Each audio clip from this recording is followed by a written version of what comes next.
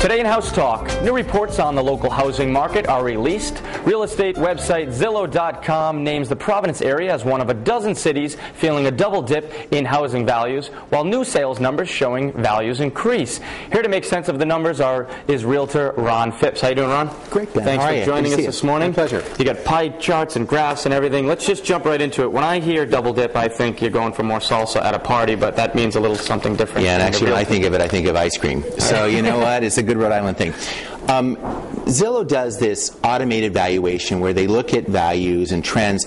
We're not really sure how they figure out the values, but the point of a double dip in real estate is basically two drops. And we've had a real serious correction in the market that was what they're describing as the first dip, and they're saying January of this year saw a second dip.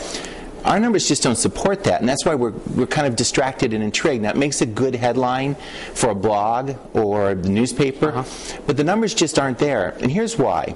Last year, we ended the year with about 17,000 sales in the Rhode Island metropolitan area. That's up from just under 13,000 a year before. January, as you might recall, was lousy for weather, and yet they're not adjusting for weather. They're kind of doing a snapshot. In total, when you look at the change, nationally prices went down in January and February about 2%. Rhode Island went down 0.2%. Oh, wow. So we're just not seeing the numbers. Now, we're going to watch it closely, but it's just not there. And by the way, the Federal Reserve agrees with me. It tends to think that Rhode Island was first to correct, and it's leveling off, and it's stabilizing. Now, what about there were some sale prices that showed a year-to-year increase, and unlike the Zillow report, these numbers actually look like they're going in a good direction. They are, and those are the numbers we really rely upon. You know, it's funny. I personally really pay attention to the numbers because we want to watch what the trends are.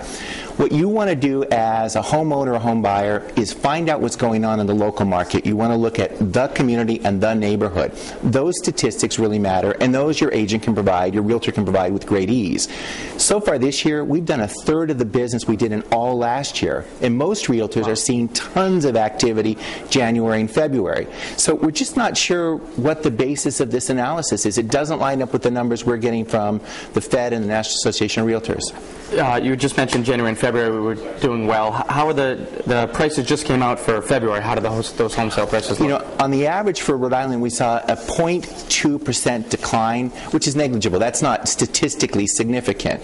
I also want you to remember the weather in January and February? Yeah. It was lousy, and yet things were happening, and that's in part because of this tax credit. You want to get it done soon. Thanks so much, Ron. Always a pleasure. Always a pleasure to be here. Thanks, guys. For more real estate tips and a look at homes that are currently on the market, head over to the website, foxprovidence.com. All right.